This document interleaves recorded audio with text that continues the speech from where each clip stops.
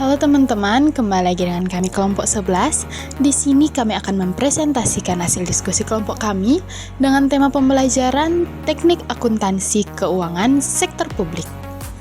Namun sebelum masuk ke materinya, di sini saya akan memperkenalkan anggota kelompok kami. Yang pertama ada Irene Takendare dengan NIM 20061104114. Yang kedua ada Shalomita Malmedi dengan NIM 2106110400125. Yang ketiga ada Ricky Waro dengan NIM 20061104124. Dan yang terakhir ada William Paendong dengan NIM 220611040155. Teknik-teknik akuntansi keuangan sektor publik. Yang pertama akuntansi anggaran, yang kedua akuntansi komitmen, yang ketiga akuntansi dana, yang keempat akuntansi kas, yang kelima akuntansi akrual.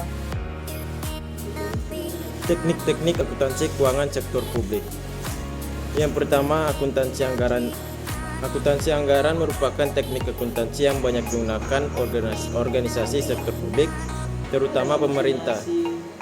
Akuntansi anggaran mencatat dan menyajikan akun operasinya sejajar dengan anggarannya. Teknik akuntansi anggaran dapat membandingkan secara sistematis dan kontinu jumlah anggaran dengan realisasi anggaran. Yang kedua, akuntansi komitmen. Akuntansi komitmen adalah akuntansi yang mengakui transaksi dan mencatatnya pada saat order yang dikeluarkan. Akuntansi komitmen dapat digunakan bersama dengan akuntansi kas atau akuntansi akrual. Yang ketiga, akuntansi dana. Akuntansi dana mencakup A. Kesatuan fiskal dan kesatuan akuntansi yang berdiri sendiri. B. Terdapat sekumpulan rekening untuk mencatat mutasi kas atau sumber-sumber lainnya yang bersifat saling berimbang. C. Mempunyai tujuan penggunaan tertentu. D. Ada ketentuan atau peraturan perundang-undangan yang mengatur mengenai pembentukan dana dan penggunaannya serta pembatas-pembatasnya. Terdapat dua dana yang bisa digunakan oleh suatu organisasi non-profit, yaitu dana yang dapat dibelanjakan atau expendable fund dan dana yang tidak dapat dibelanjakan atau non-expendable fund. 4. Akuntansi kas. Penerapan akuntansi kas. Pendapatan dicatat pada saat kas diterima dan pengeluaran dicatat ketika kas dikeluarkan. Kelima, akuntansi akrual. Pengaplikasian akrual basis dalam akuntansi sektor publik pada dasarnya adalah untuk menentukan cost of service dan charging for service, yaitu untuk mengetahui besarnya biaya yang dibutuhkan untuk menghasilkan pelayanan publik serta menentukan harga pelayanan yang dibebankan kepada publik.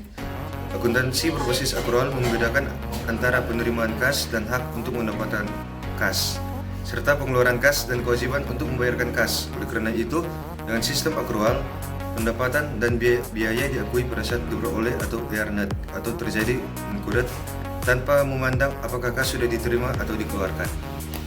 Teknik akuntansi yang digunakan dalam sistem akuntansi keuangan pemerintah Indonesia.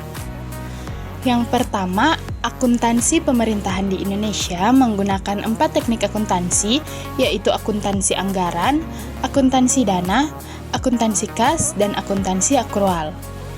Yang kedua, diharapkan akuntansi pemerintahan Indonesia bisa menggunakan akuntansi basis akrual penuh agar sesuai dengan GAAP yang berlaku dalam akuntansi bisnis. Yang ketiga, penerapan akuntansi pemerintah di Indonesia saat ini menggunakan basis kas menuju basis akrual.